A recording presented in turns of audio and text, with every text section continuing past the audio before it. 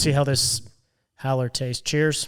Episode Cheers, 2 back at of the new BlackSheep narrative. You people may have noticed that last week we did this sober. We did. Weird. This week, we're back at it, baby. We're doing it with Howler, which we've never tried. Neither of us have tried. No.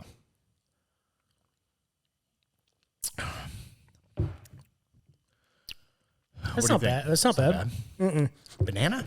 I could imagine if you Taste the drink... banana? Yeah, a little All right, bit. It's faint. It's faint. Faint banana. Go check him out.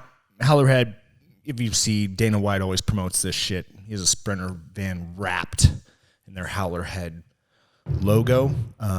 So we tried it out. It was on special, right? It was like $3 on sale. So. Yeah, $3 off. $3 off. Yeah. No, it's not bad. I could imagine if you drank way too much of this the next morning and you started puking Howler, it'd be really bad. Ooh, dude, that's like, yeah. Speaking of which, have you ever had that like pickle vodka? No, I've had like picklebacks before, but we were at they have this event called Man Weekend. Man Weekend, yeah, where we go up to Cascade, just get fucking annihilated. It's for one of my friend's birthdays, and they do it annually. It's a trip. I haven't done it in like 3 years because, dude, last time I did it, they were passing around a bottle of fucking pickle flavored vodka. Yeah, it tastes like fucking pickles, dude. And you couldn't bitch out, because they kept passing around. Everybody had to take a chug until the bottle was gone. The next morning, I was throwing up, and all I could taste was just the pickles, and it was wretched. Wretched. I was just fucked. I was fucked up. Yeah, and I was like, you know what? I'm taking a time out from this fucking Man Weekend bullshit. I won't be back up here for a bit. Isn't the point of pickles too to like help you with your hangover as well? Like you're not drinking that shit for fun. No, it wasn't fun at all. It was more of like a horrible competition. Like, don't be a bitch. Don't be a bitch. First one to tap out is a fucking bitch. Man, dude, that's a real men weekend, huh? That's how you celebrate for men. I learned. I was like, hey, I don't have to do this. Dude, that sounds fucking horrible. I like pickles, but like separate my pickles from my drinking. Like I don't want them combined. No, I'll just drink some Pedialyte at the end. I'm not gonna fucking like chug pickle juice. Dude, yes, so that's what it tastes like. It's like pickle juice. Think of pickle juice and then just a nasty, hardcore vodka kick to it. Ugh. That's fucking gross.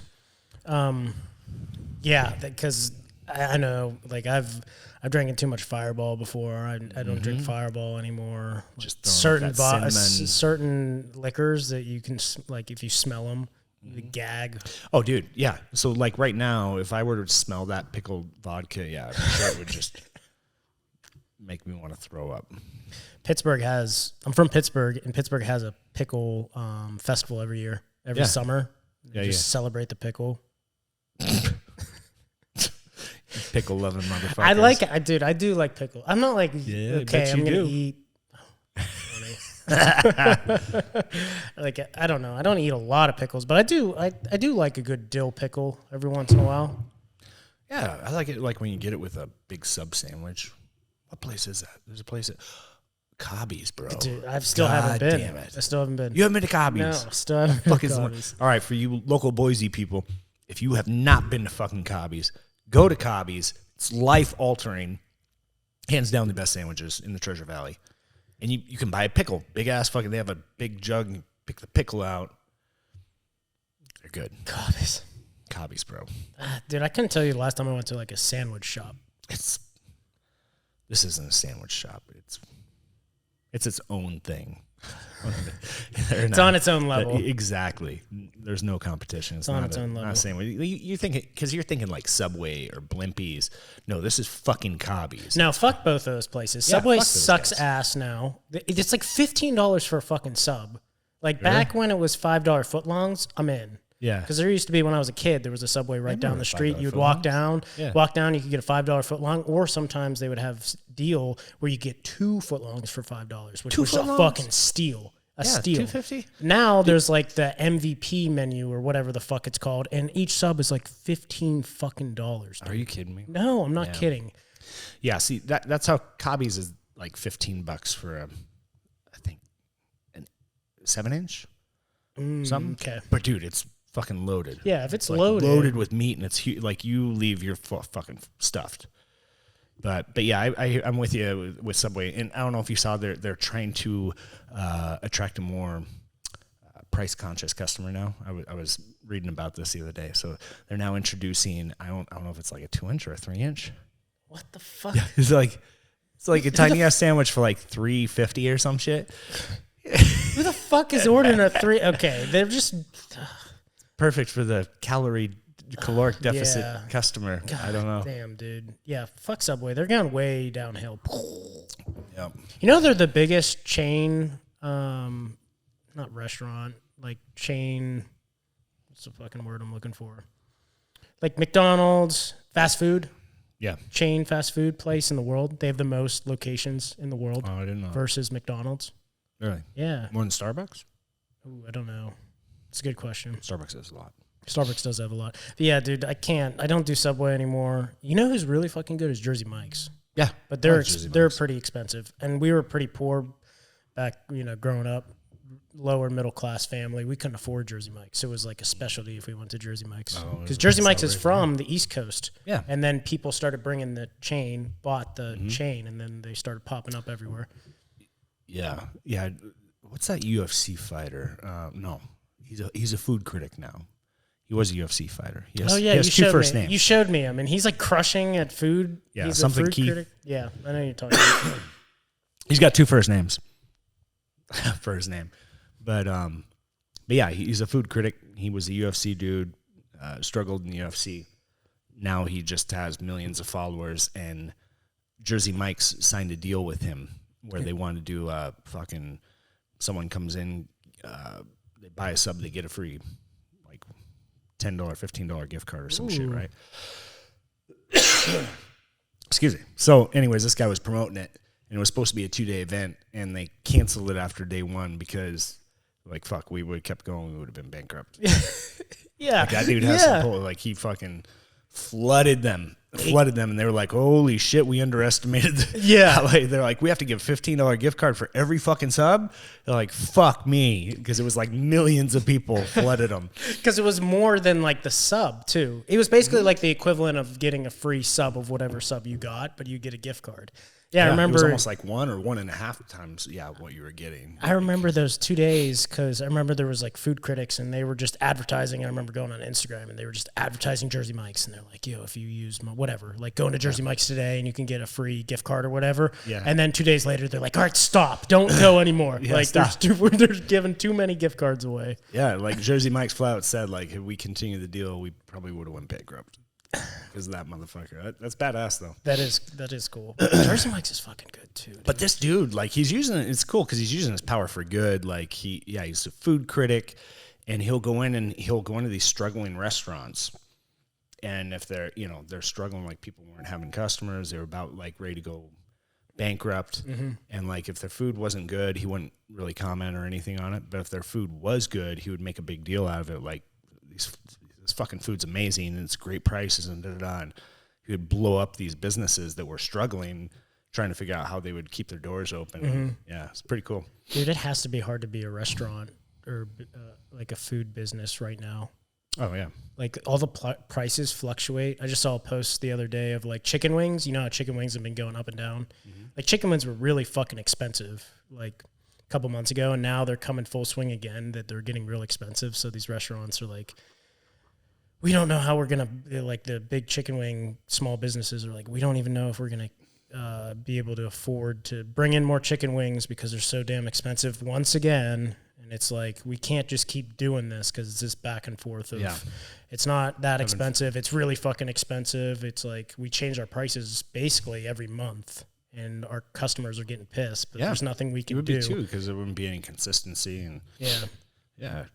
And then they're talking about like Buffalo Wild, like the big chains can afford to, keep the prices or whatever because they buy so much. Right. They have other menu items that they can kind of offset everything, but these small businesses can't afford it. And if they're known for the chicken wing, they're like, we're fucked. Yep. And that's the biggest thing I try to explain to people. Like we dealt with the same thing in supplements, like in the middle of COVID, and protein prices went through the roof. Creatine tripled in price. Mm-hmm. And people are like, well, how is it that so-and-so is able to keep it so cheap? And it's like, because they're huge. They're a huge organization, right? Like you're comparing me to Allmax, who does millions of dollars a month. Well, yeah, they're able to keep their protein price where it's at and absorb the hit because they're making so much more money on their other products, right? And people just don't understand that. Plus, at the volume they're buying, I guarantee they're still getting creatine way cheaper than I am. Because it's always a volume game. The more you buy, the steeper discounts you get, right?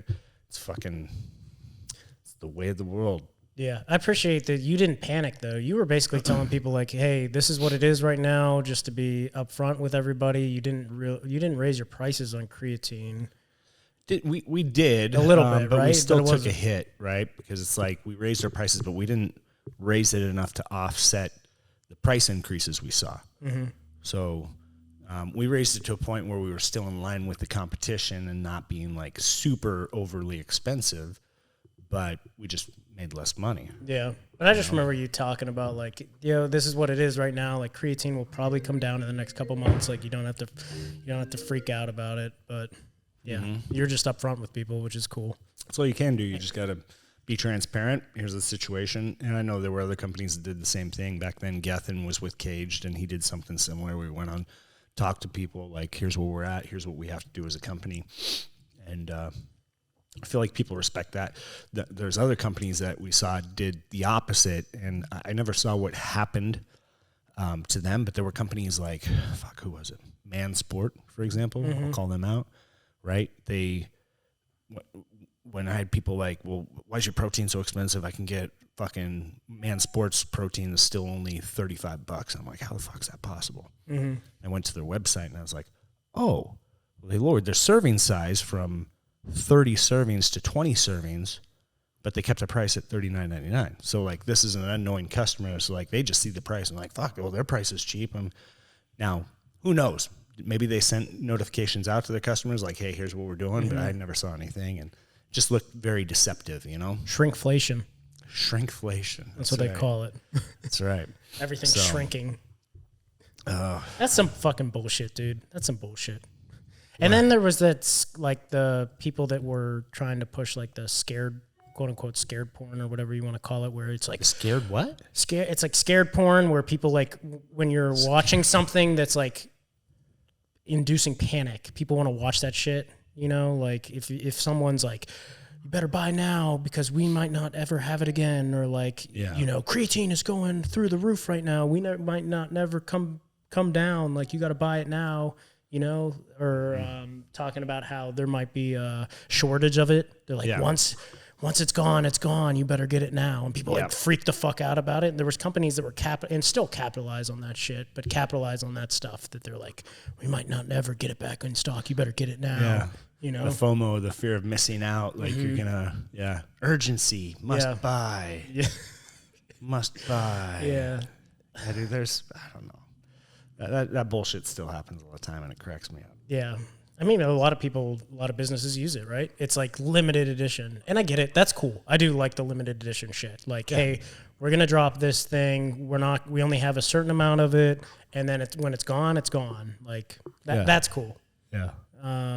But this fear tactic that they're like, they do this and might not be limited edition, but it might just be like, you never know, we might not ever restock it. And then those motherfuckers like restock it or whatever. Yeah, it's they like, never dude, run fuck out. you. Yeah. Yeah.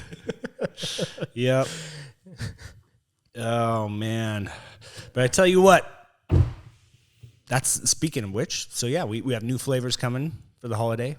Limited edition flavors. This is the first time you were doing this too. We're trying to, we're trying to keep things. Now that we have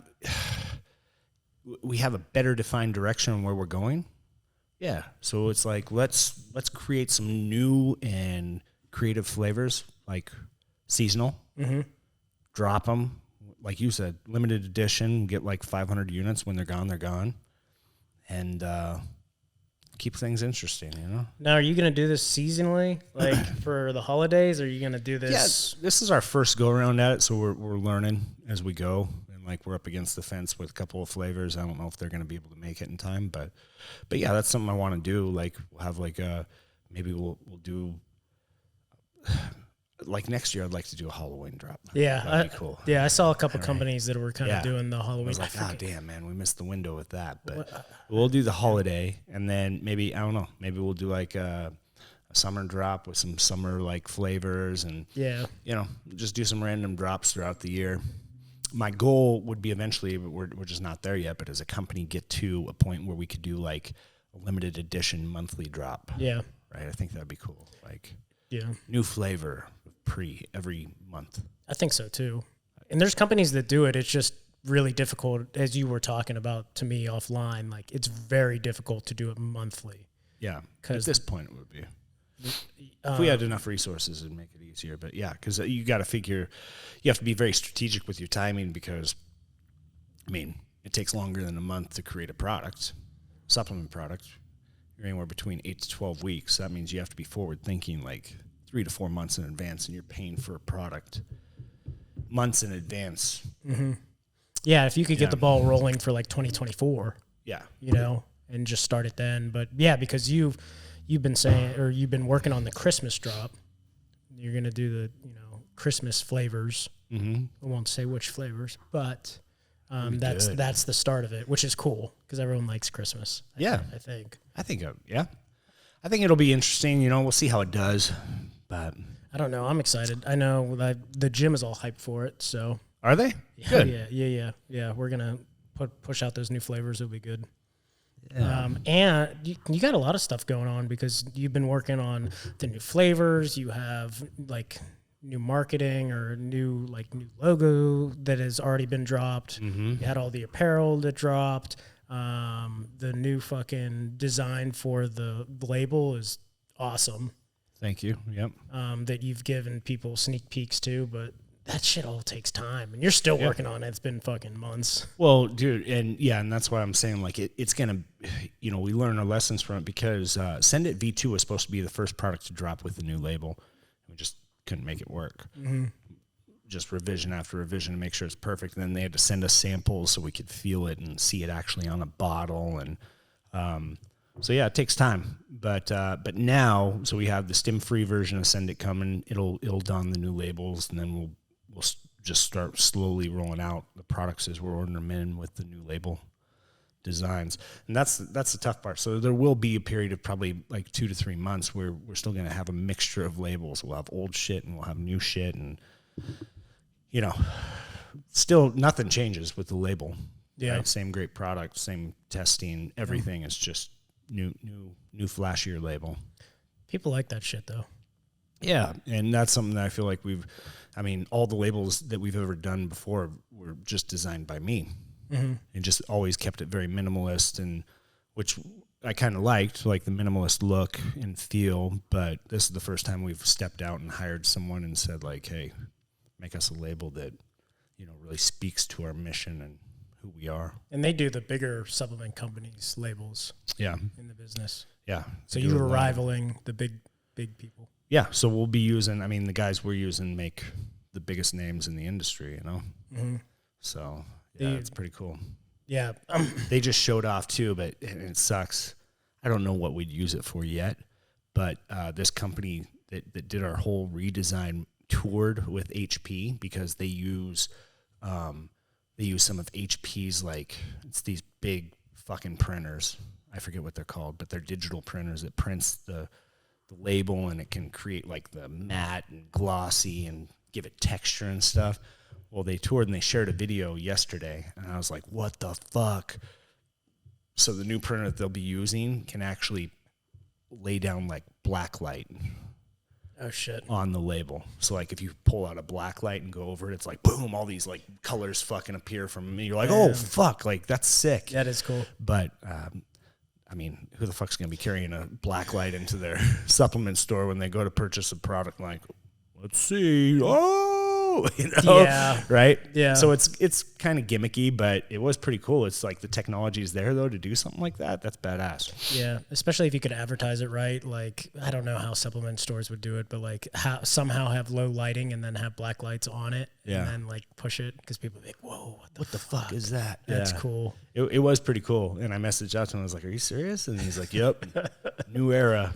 So they're like at the forefront of all the new stuff that's coming out when it comes to like label printing and just branding. Yeah. So branding's such a big deal, dude. Like, I don't know. People just like when it looks cool. Like we've talked about that. Like I don't. It frustrates them. I know. I wish we could just fucking slap a label on it and be like, yo, the ingredients, like look at the ingredient. But people don't go down that. Like they don't take the time to look into the ingredients, make sure it's clinically dosed, make sure, you know, like. Oh, dude, I'll have to show you this I had some dude reach. We have a Facebook ad going that shows a side-by-side comparison of Send It V2 versus another. Have you seen that? Yeah. Mm-hmm. We blurred out their image so you can't tell who they are. Yeah. Yeah. Per se. You can tell. You can fucking tell.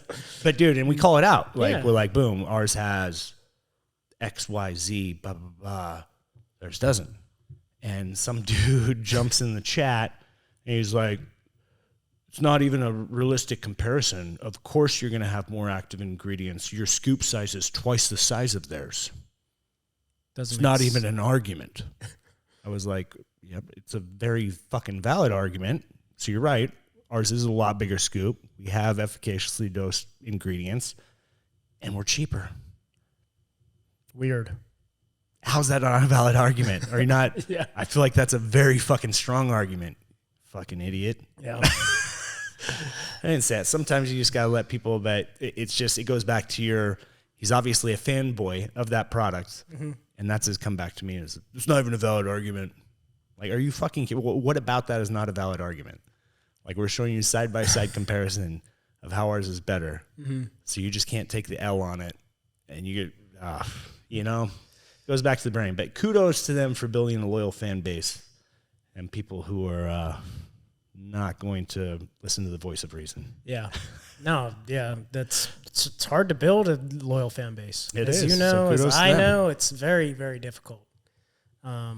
So ride or die with your bullshit supplements. That's right. Fuck them. Yeah. You know? Yeah. Oh, man. Dude, here's the other thing, too. And I wish I had I'll have to show you. I'll have to send this to you. But so I'm at 3D Fitness today. Cool. Yeah. Shout out to Charlie and Mary. Yep. Charlie and Mary. And Mary brings me out this pre-workout. She was like, hey, so some guy left this here. And she's like, it's really weird because he's like an ex-addict. He used to be addicted to like meth. Yeah. And he gave her this pre-workout. He was like, I can't take it. It fucks me up. And she was like, what's in this? And she hands it to me. And I'm looking at the label. I was like, holy fuck. I was like, this is someone's making this pre-workout in their bathtub. Number one, the label just looks shitty as hell. Mm-hmm. It looks just sketchy. And it claims to have DMHA, DMAA, isoprop, synephrine, hegelamine, like 6 or 7 banned fucking ingredients. I was like, yeah, like this is basically crystal meth in a fucking container. Yeah. Kudos. So if you took a drug test, like if you were at work, you think you'd pop out for crystal meth with that? You could. I wouldn't say crystal meth, but per se, but more, yeah, like methamphetamines. Yeah. Mm-hmm. Mm-hmm. Pretty sure you would. Like DMAA has been known to do that. Yeah. You know, the combination of all those ingredients together, like, fuck, who knows? But that was the biggest thing. Like DMAA was one chemical compound away from being meth. And that's why it would cause false positives on your analysis testing, because your analysis testing would be like, this person has meth in their system. Mm-hmm. But even though it would be like high doses of DMAA. Yeah. So yeah, more than likely. And that goes to also why the guy was like, I can't take it. It's too much for me. And he used to be addicted to crystal meth. And I'm sure that they're selling it online, and I'm sure that they're selling it on Amazon as much as they're fucking say. Yeah, who knows? That just fucking pisses me off. And like I told her, that's just what is so bad about the industry is it's shit like that's causing FDA to get involved and want to regulate the industry and fucking... Yeah. It's these bad actors that are going to come into the industry and fuck everything up for everyone else. Right. Right. 100%. You want FDA approved fucking pre-workout? Good luck, dude. Yeah. You're going to pay FDA approved prices. Yeah. Yep. You're pay fucking... You want Pfizer to take it over? That's right. I mean, that's the best way to put it is like, yeah, you're going to pay big pharma prices for a jug of protein if FDA takes over, and that's what people don't get. And it's going to be garbage in there.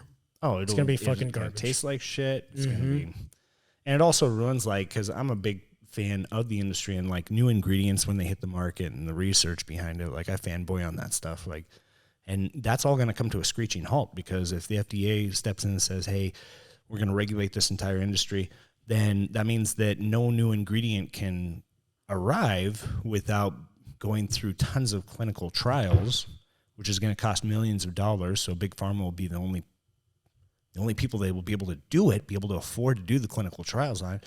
But then you're looking at years worth of clinical trials for an ingredient to pass, for them to be like, okay, now we can start putting this out there. So it slows innovation down to a screeching halt.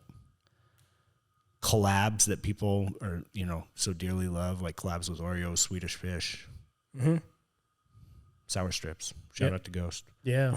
Like, you won't be able to do that. Like, I don't know. Well, you'll shut down all of the supplement, like you're basically shutting down the supplement industry. Like all of the like small owned businesses like a Jack's or whatever couldn't survive. No. Because all of the shit that's on their shelves are gonna be banned. Right. Everything, it would just be start from square one. But what'll happen is, so these bad actors, like the pre-workout that was put in my hand today that someone's making in their bathtub, those will continue to be made because people are going to make them in bathtubs or in sketchy facilities, and they're going to continue to produce them, right? Yeah. It's just black market. Yeah, black market. And so those people are still going to be put, like, it's not going to stop them. It's only going to stop the people like UXO, like, think of your big, like Ghost, like fucking Raw Nutrition. All of us will cease to exist because we choose to follow the rules and abide by the laws. But the sketchy people will continue to make shitty products and flood the market with it. Crazy. But whatever. Yeah. Who knows? Hopefully the government is just the Eye of Sauron, FDA, not the FDA, but the government themselves is just too worried about everything that's going on overseas, so they don't have to worry about the little people like us. That's right. Stay distracted. Yeah. Stay woke. Yeah, stay woke. Speaking of which, you need more Howler head? No, I'm all right. I'm all right. You're tapping out? One is good. I have to...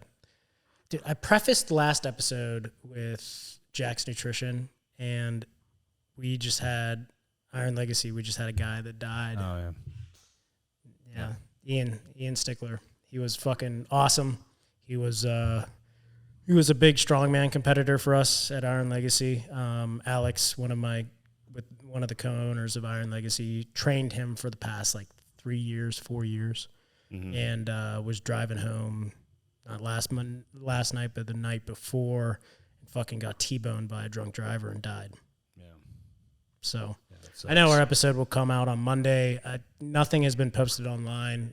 It's kind of been hush-hush until the wife wants to actually say stuff. So by the time this rolls around, Iron Legacy, you'll hear it, but we're putting on an event on Sunday at the gym. We're going to do a little... this Sunday? Yeah, this Sunday. Oh. Just a remembrance of life or appreciation of life, not a funeral at all. Yeah. We're just going to put up some pictures and just talk about whoever wants to talk can talk about his life and do a little thing. And dude, it goes back to life is so short. At any moment, at any time, it can be taken away from you. Yep. So, not to burden anyone or to darken the mood, but yeah, that's God damn, dude. Yep. Yeah. So, I talked to that, and I was talking to a good friend of mine at the gym who's a police officer. We talk a lot about mental health on this podcast, and it is very difficult to be a police officer. And he was actually he didn't go on scene, but he got that call that night that he fucking got T-boned, and he heard it. Because he's part of the county and he's not part of the city took the call, but he was the county and they got the same call, but he knew who it was and they pronounced him dead on scene, so he knew right away. It was bad. Yeah. I saw him last night and he was all fucked up. Then I was like, dude, the horror. Basically, I went up to him. He was lifting or whatever. At the gym. At the gym, yeah. And you could tell that he was having a hard time, and I was like, dude, you had a rough shift this shift because he works I think he works 4s and 3s, 4 on, 3 off. You can tell when it's a rough shift. You can tell when it's not a rough shift. He's like, dude, it was a rough fucking shift this week. I was like, what's up, man? And he had to fucking go on a call. He didn't go on the drunk driver, the Ian call. He went on another call, and there was a 16-year-old kid that ended up shooting himself in the head outside of their house, and he had to go. And the kid was still alive, but basically brain dead, and he had to, like, the mom was outside. He said it was a fucking disaster. And I was like, fuck, dude. Who is this? I don't know if I want to. Oh, okay. Yeah. I'll keep his name, but like, but we talk a lot. We talk a lot about like mental health on this show, and it's like I saw him fucking, dude. It's really tough to be a police officer. Really tough to be a veteran. Really tough to just live life in general. Like life is fucking really difficult, you know. So please, please, please reach out to people and talk to people. Like, I don't want you. Like, it's so bad to just keep your feelings and everything bottled up and to just fucking drown it, you know? Like, there's people around you that will support you and 100%. listen to you. And if not, dude, try to reach out to like a counselor or a therapist and get help, because your life's important. You're important. Yeah. So, but not to somber the mood. No, you know, it's interesting though. Like you said, is people have to choose to have the right people in their lives, right? Like, what's weird to me is maybe it's just this industry. I think it's a lot of industries, but maybe more prevalent in the fitness community. But it's like there's a lot of egos, and there's a lot of people that will be your best friend to your face, but will be the first motherfucker to stab you in the back and talk shit about you and just be. It's weird, and to me, it's weird because it's like, you know, you need to surround yourself with people that like support you, that you know, and maybe there are people out there that don't feel like they have anybody they can talk to because they've been, you know, burned by so many fucking people. Yeah, and so like I even started looking at, but this happened. Like, this is months in the works. I've started separating myself from a lot of people. Like, my circle is shrunk down very, very small, because you recognize the people that do celebrate your victories and you celebrate their victories and you lift one another up. And there needs to be more of that. There needs to be more of that all around. So why is it that there are people that will, you fucking have a huge victory and they try and tear you down? I don't know. Like, they'll act like your best friend, but behind the scenes, they're talking shit about you. They're tearing you down. They're fucking minimalizing everything you've done. It's horrible. Is it jealousy? Is it, who knows? But there just seems to be a lot of it. So, yeah, be careful of the people you keep close in your circle and take stock on that. Yeah, I encourage people to take stock in that all the time. Yeah, I think ego has to do with it, and a lot of people feel like because you are being victorious or you're doing great, that somehow puts a shadow on what they're doing, and then they attack you for that. Right. Maybe they don't know it. Maybe it's unconsciously, and there are a lot of fucking snakes, man. Like, there is a lot of people that are just in it for themselves. So they'll say the right things to you, and I'm one of those people. To keep you close, and then they'll use you. And then once your use is 100%. Done, they'll just fucking throw you to the fucking garbage, dude. And that's something I've talked about a lot lately, is like, I'm just sick and tired of being you. Like, I feel that's how I feel in a lot of scenarios. There's a lot of scenarios where I feel like I'm being taken advantage of, and it's kind of fucked up, you know. But there's two sayings that I've read recently that stick with me, right? So number one, by trying to extinguish someone else's flame, your flame isn't going to burn brighter. 100%. Right? So quit trying to extinguish someone else's flame. Just try and ignite your own, right? And then number two is rising tides raise all boats. Mm-hmm. Rising tides lift all boats. Mm-hmm. That's the other thing. Like, celebrate with people. If it's someone you care about, someone that's in your circle, celebrate with that motherfucker, lift them up. And if they don't do the same back for you, then they're not in your circle. No.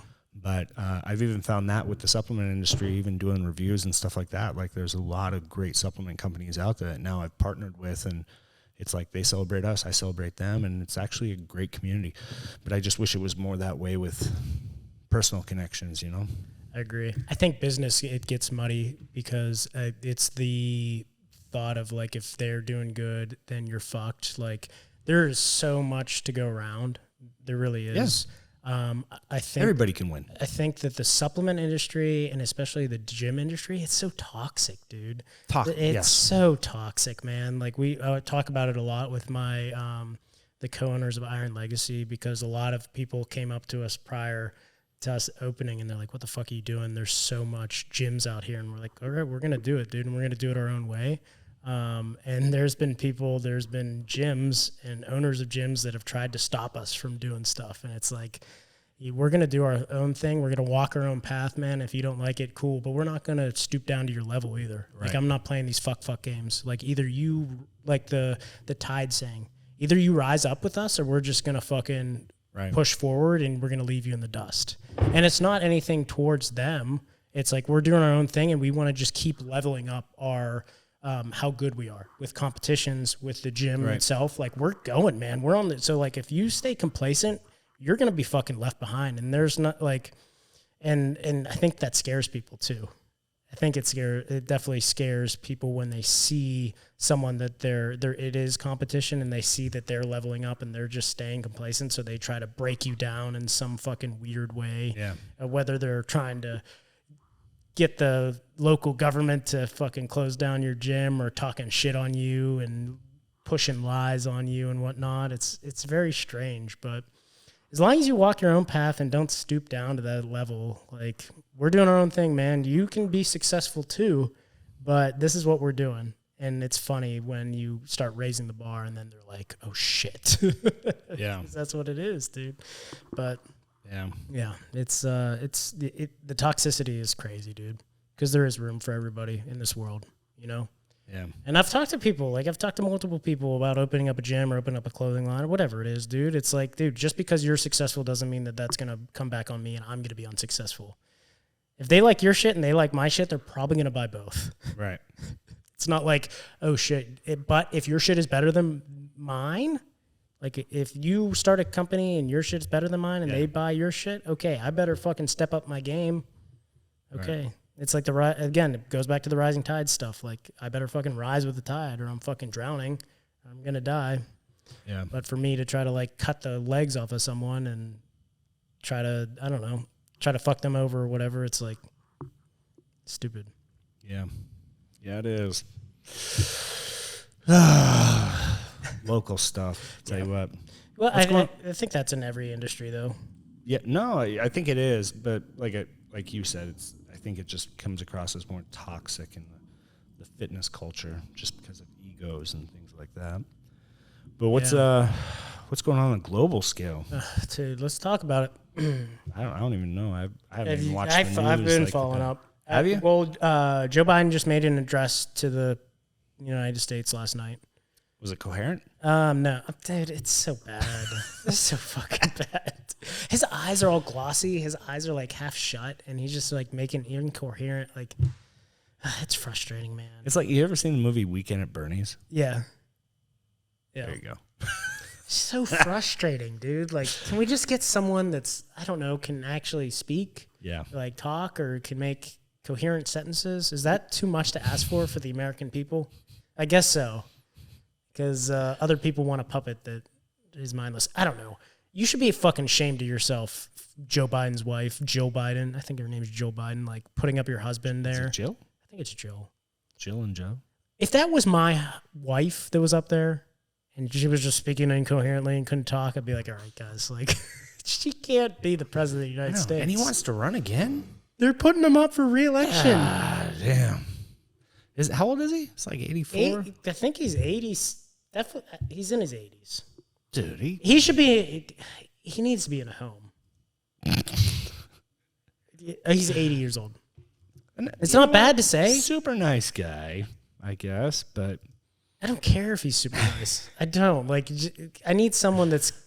we need someone that's assertive, aggressive, and, like, now we got all that shit going on at Capitol Hill, and booted the speaker of the house. It's like there's no control. It's just like it's just fucking madness, dude. Love it. It's madness. Love it. We're a goddamn zoo. Yeah, I know. And then all the Israel stuff we talked about last podcast. It's been a week, so everything changes so fast, right? Yeah. And the president of Israel said a couple days ago, it hasn't happened yet, but that the IDF, Israel Defense Force, is going to invade Palestine. Oh, shit. Whatever that means. And then during that time, one of our carrier groups, one of our ships got attacked. Wait, what? Or one of our U.S. warships. Got attacked? So initially it sounded like it got attacked, but it sounds like the Houthi rebels from Yemen shot missiles or rockets, and our U.S. warship intercepted the 3 rockets, and there's been back and forth, just like there's been back and forth with the hospital, if it was shot at the ship or if it was shot over the ship, because the Houthi rebels usually shoot into Saudi Arabia. That was one of our biggest missions when I was over there. And we'd have missiles fly over our base. People would freak the fuck out. I remember I'm on the flight line one day. And our job over in Saudi Arabia was to protect basically the flight line. We had F-15s over there, so I was security forces. And one of these days, I'm fucking sitting there in my Hilux.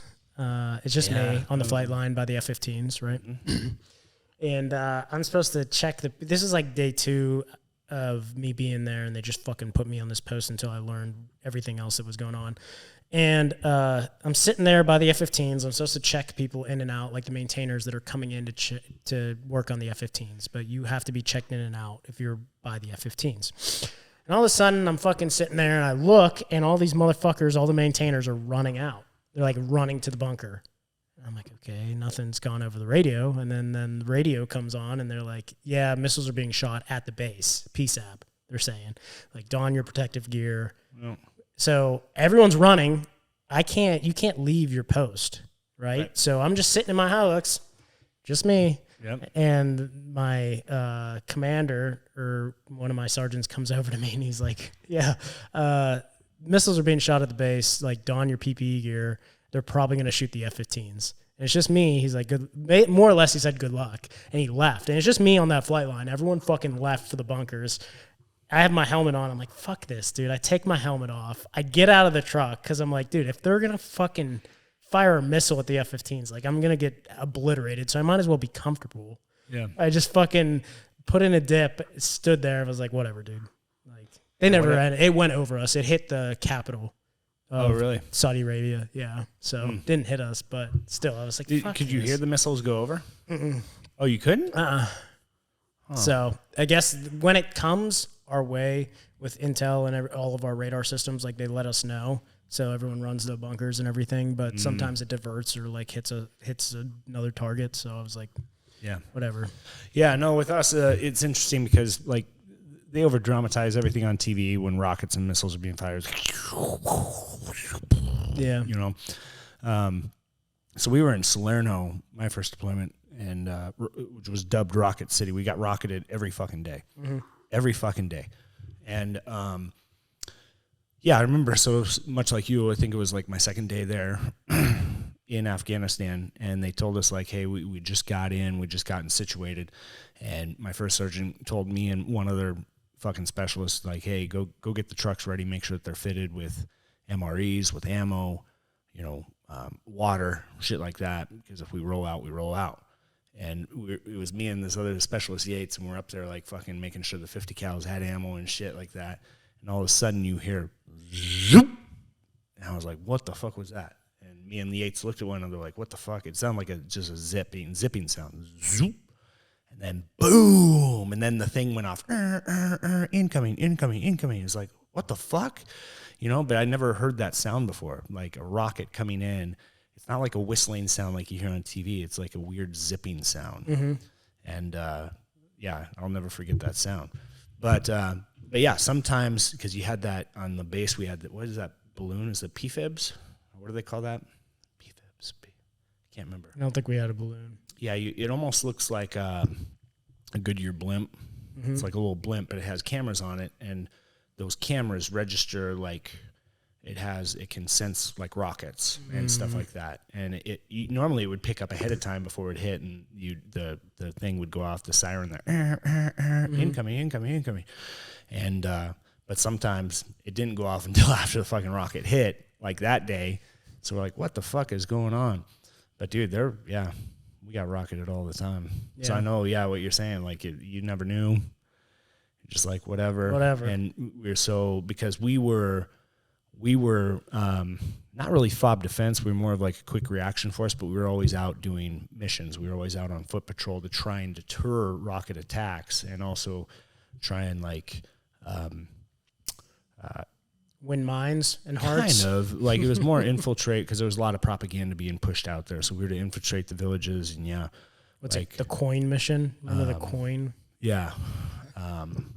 Fuck, I don't remember what that stood for. I don't know what the acronym but coin it basically was. Like win over hearts and minds, but anyways, so since we were like the QRF, anytime rockets did hit, we would roll out and go to the point of like you had your poo, and the poi, point of impact, point of I don't remember, but we'd have to go to the poo where it was shot from and try and find out who shot it and engage or whatever. So we'd roll out, but rockets would come in, everybody would run to the bunkers, and we'd be running to our trucks because like, fuck, we got to go. And people would be like, you'd have lieutenants and stuff screaming, what the fuck are you doing, soldier? Get in the bunker, god damn it, there's rockets. It's like, oh, this is my job. I hid my truck and I go out while you guys stay in the bunker. It's like, see ya. But that was our job, Dude, I loved it. I missed it, dude. I miss it. It was so much fun. Yeah. It really was, dude. Yeah. I miss being out there. Yeah. Dude, security force, like Air Force gets such a bad rap, and I get it. And security forces get such a bad rap, and I fucking get that too, where I was at. And there's specialties that are actually like badass. Like, I was just talking to one of my buddies who's still in security forces, like Raven specialty, where you go on the C-130s and you just pull security for the C-130s. So like he was tasked in Europe to go on a C-130, and they would drop supply in Africa to different villages and to different bases if they needed it. And then they were the garbage patrol too. So if you had garbage, you'd fucking put in there. But they just protected the aircraft. So he got to see like every country in Africa and just protected the aircraft. And it was fucking awesome. But then you just have the people that are just working the gates, Yeah. That I couldn't do, dude. Yeah, that sucked. Like I remember, my first deployment, well, not the gates, but even the towers, dude. So that was the other fucking crazy thing too. Suck. Yes. So bad. I remember it was like, I don't know, week 2 of us being in Afghanistan, and we were on Salerno's a big fob. That's why they kept firing rockets into it, because they're guaranteed to hit something.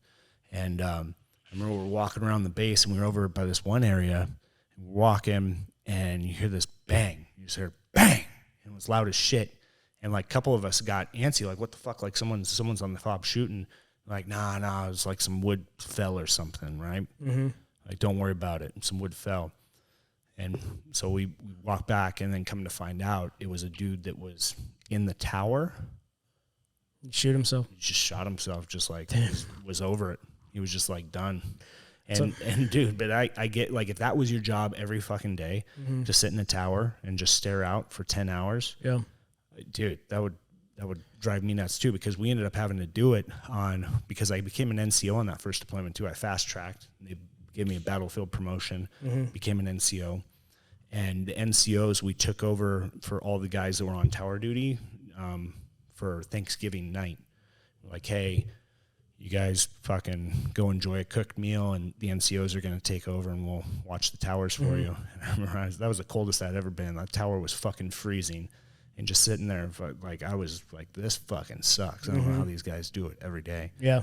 Like, we were going on missions, which were fun, like patrols and walking up and down mountains and stuff. But these dudes have to sit in a tower for, oh my God. Yeah, that's all we did. That's all we did in Kenya in 2017. And I was I was an E3 back then. And that's what we were tasked with, was to protect this FOB in Kenya, Africa. And that's all we did was towers. And then we did some patrols, but unlike the Army, the flight chief, the sergeant in charge, would actually try to rotate us out, right? Because he knew how fucked, dude, we'd be in towers for 14 hours. Yeah. So like we would rotate towers to try to wake people up. So every 2 hours you would rotate towers, rotate towers. Yeah. So you wouldn't like fucking, because if you're sitting in one spot for fucking 14 hours, you're falling asleep. Like there's no ifs, ands, or buts. And we always had the 2-man rule. So you weren't ever alone in a tower. Right. You always had another person. So like you tried to make the best out of it. And they knew how fucking bad it was, but like, you're not supposed to, but we'd fucking watch movies and shit and then be fucking watching the sector of fire. Yeah. And then play like spades and shit. Like, dude, you can't tell me that you're gonna sit there for 14 hours and just stare out. Yeah. Like you're gonna fucking lose your mind. Yeah. Dude. Yeah, I don't know how they did it. So it's rough. Yeah, but then in 2020, and this is what fucking just absolutely pisses me the fuck off. And I want to say 2020, 3 years later, so we were the first Air Force personnel to go to this FOB because it was a Special Forces FOB. Mm-hmm.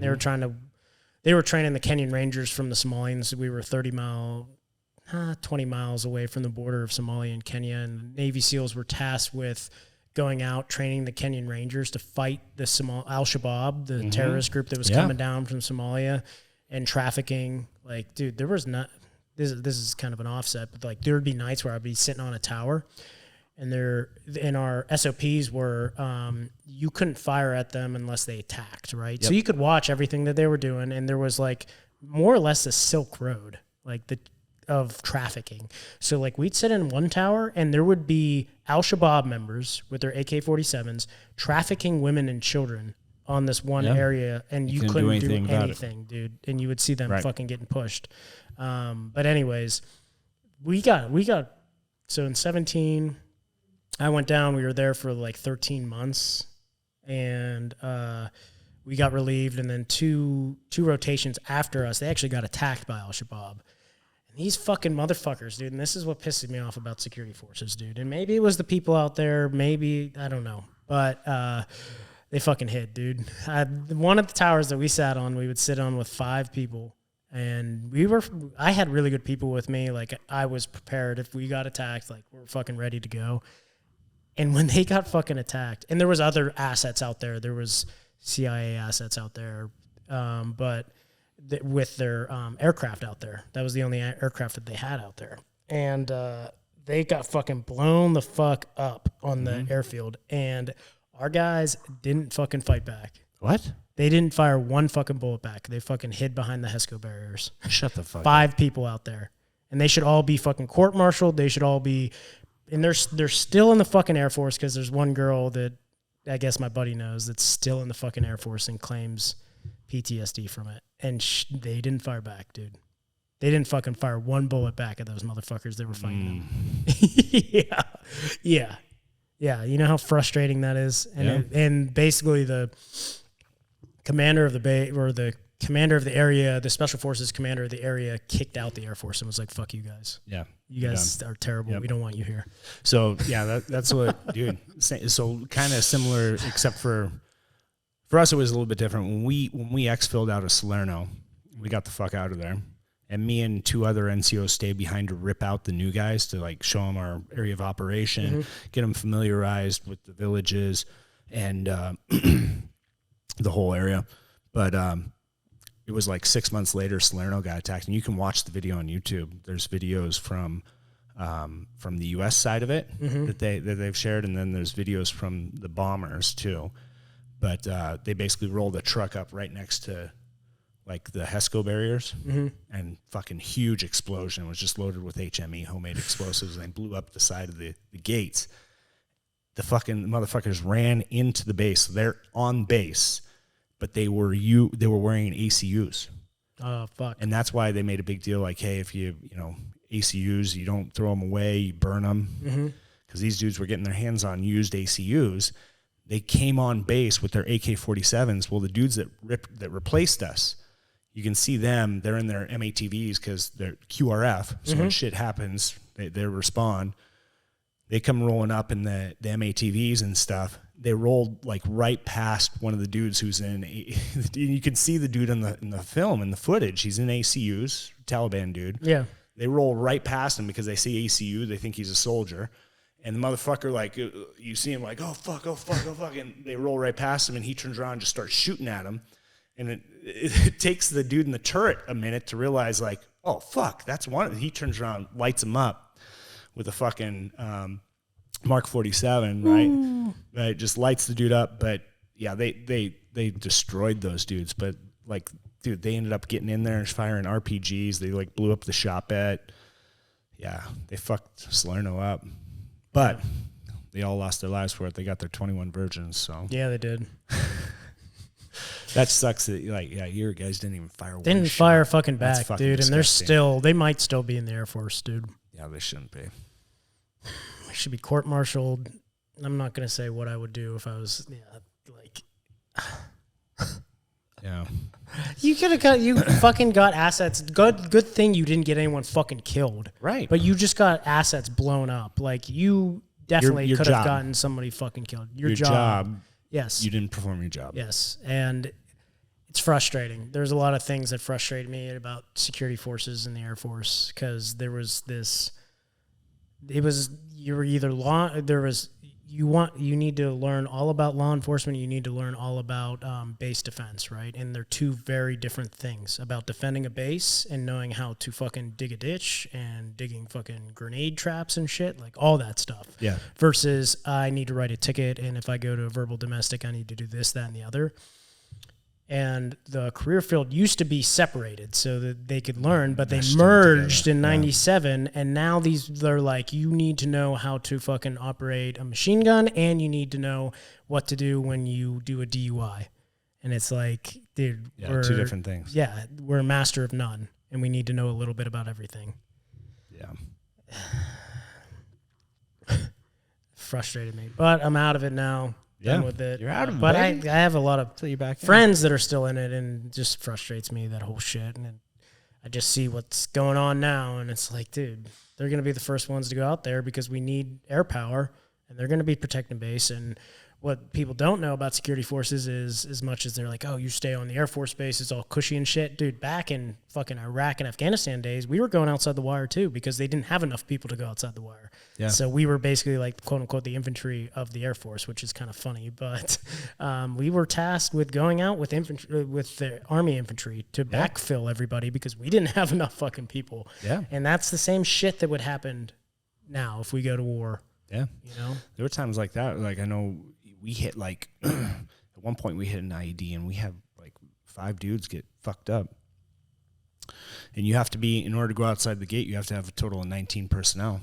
And if you don't meet that personnel, then you can't go. And literally, we took IDF, and it's like, we're QRF. We only had 17 dudes because fucking 5 guys are fucked up, injured, whatever. And so we were just pulling people. Like, hey, we need a body. We need a body. It doesn't fucking matter. Hey, you got a fucking heartbeat? Jump in. Yeah. We're going. Yeah. We were just grabbing people. You know, we don't know who the fuck they were. Yeah. The chef, dude. Yeah. Don't grab the chefs, dude. They're very important. Yeah. But, yeah, so, it's wartime, you do yeah. Do whatever it takes. Every soldier's a rifleman. First. Yeah. Right? There you go. You passed BRM, right? Is that what? Basic rifle marksmanship. Yeah. Hop in, motherfucker. Yeah, that's it. That's it. Everyone, even in the Air Force, everyone shoots, which people don't realize. Really? You shoot a rifle. Mm-hmm. Yeah. Yeah. I think that's important. I think you have to. Like, you have to be able to stoop down to your lowest level of training, like when shit hits the fan, right? You never know what the fuck that's going to be. Yeah. And especially where the world's going right now, like, your MOS or your AFSC isn't going to matter when you're getting attacked. Like, you better fucking grab your rifle. Yeah. You know? Fun times. Yeah, fun times. What else, man? Today's just kind of a ramble session, but it's been fun. Got a little bit of Howler in us. Yeah. Howler? I do like Howler. It's not bad. It's not bad. I'm not a huge, like, artificial banana fan, but it's not like... How do you know it's artificial? It might not be artificial. I'm saying, like, if it was overly banana-y, it would be really bad. I like regular bananas. But you ever eat runts? Remember runts? Yeah, I remember runts. I like They're runts. like all like fruit candy. I never ate the banana ones. You never ate the banana Yeah, ones? I remember like when I was fucking really young, my grandpa always had Runts. That was like his favorite candy. And he always tried to make me eat the banana ones. I fucking hated the banana ones. Everything else was good. But yeah, I just don't like artificial banana. But it doesn't seem artificial. Does it? What's it say? It says you've got a kick of oak, a whirl of sweetness, and some straight from the jungle Bananarama goodness. Okay, so they must soak the bananas in the... I don't know. Maybe. Some people said we were monkeying around. Obviously not. The whole city's full of people not trifling with convention. For the rest of us, welcome to our jungle. Where are they out of? Where does it say they're... Kentucky, buddy. Oh, okay. It's part of the Bourbon Trail. The Bourbon Trail? Yeah, if you ever get a chance, go do that. That's fun. It's the actual trail? No, so down, because like everything's based around Kentucky. So like the Bourbon Trail's down there, so you can hit up like the Jim Beam. They have Maker's Mark. The Maker's Mark was really cool. I did that one. I did that tour. But the Bourbon Trail, it's like, yeah, you go pick up like a list of all the distilleries around that area, and you just travel and you get to see how they make the bourbon and stuff. So I never did the full Bourbon Trail. I just went to Maker's Mark because it was like, I don't know, 20 minutes away from Fort Knox.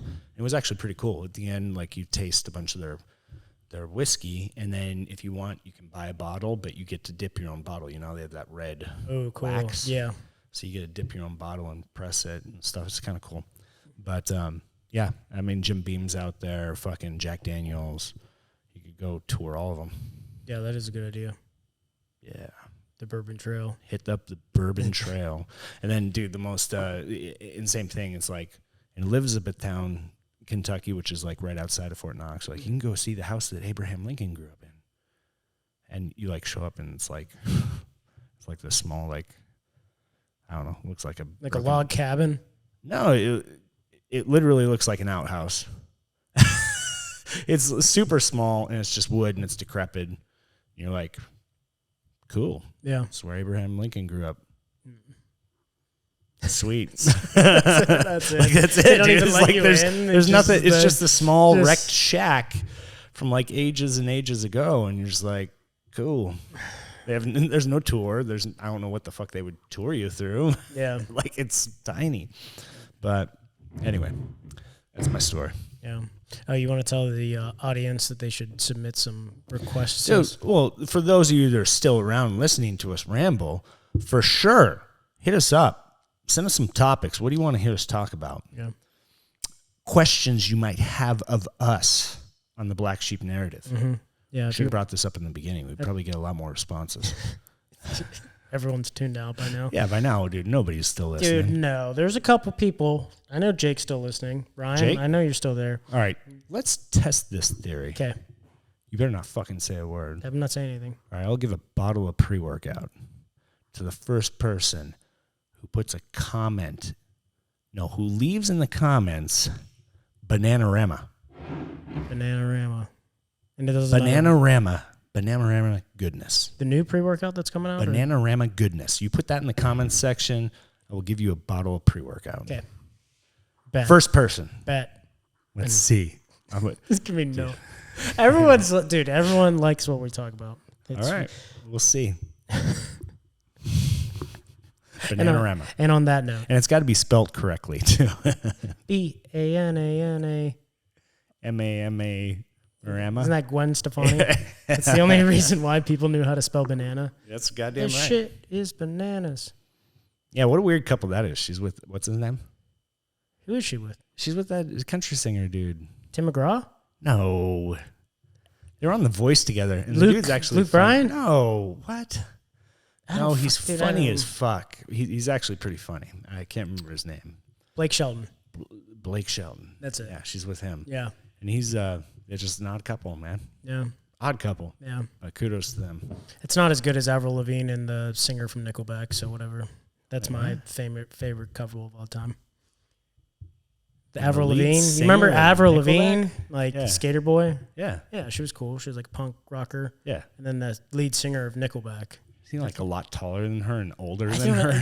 Whatever. He's like 40 years her elder. Yeah. She's old too now. Is she? Yeah, dude. We're getting old. You want to, how much? Fuck. How old do you think she is now? 36. Oh, close. 39. Really? Yeah. All right. Oh, she's not that. Fuck. Yeah. I'm 45, so she's like 6 years. Damn. Yeah. We are getting old. Yeah. That's some bullshit. Yeah, when you see. How old's the Nickelback singer? I don't know. He's got to be like 68. Prison gates ain't look at this photograph. Chad Kroger? Yeah. How old is Chad? Everyone's definitely tuned out of the podcast now. 48. So he's Shut the fuck up. 9 years older than her. Damn, I thought he was. That's not bad. Older. That's not a bad gap. Prison gates won't open up for me. Oh, I guess they only were married for 2 years, but that's my favorite. They were married? Celebrity couple. Yeah. That's your favorite celebrity couple out of all the celebrity couples? Who beats Nickelback singer and Avril Lavigne? Who beats that? That's still together? Or Pamela Anderson and what's his face? Tommy Lee Jones. And I'm talking before they had the sex. Before they had the video of their sex scene. Yeah, I don't know. I was thinking like Kanye and Kim, but or the fucking Bulls basketball player and the other Carmen Electra. Oh, Dennis Rodman and Carmen Electra. Yeah. Fucking weirdos. Oh, you saying Kim K and fucking Kanye were the best ever? No. That's what you're thinking. I don't think they're the best ever. He's too loopy for me. He's fucking weirdo. Dude, he's out of his mind. Yeah. He's fucking out of his mind. I love it. Well, everyone would say Travis Kelce and Taylor Swift now, but that's fucking for the birds, dude. You know they ain't lasting that long. It's all fucking ploy. I don't know. As long as he keeps that money, maybe as long as he wins Super Bowls. Maybe that's the deal he made with the devil. The devil was like, hey, you'll get Taylor Swift as long as you rock this wretched mustache the rest of your life. Ooh, yeah. The minute the mustache comes off, she's gone. It's not a bad mustache. It's pretty horrible. Looks like a Super Trooper. He does. He looks like he's on Super Troopers. All right, dude. You still haven't named a couple that's better than Chad Kroger and Avril Lavigne. I don't even know that's anymore. What I thought. So if you have a better couple and you're still listening to this, please say it in the comments, because I don't think there's anyone better than any of those that I listed. Yeah, and if you put that and not Bananarama, then there's something wrong with you. No, but definitely put that before Bananarama. All right, people. So we're going to have some guests on someday. Yes, someday. And I tell you what, they'll be amazing guests. Way better than we are. Yeah. You're going to be like, what? They got that person? And we'll be like, I had no idea. BlackSheep fucking ruling the world. That's a good intro. Good excellent. BlackSheep forever. BlackSheep forever. Peace. BlackSheep ruling the world.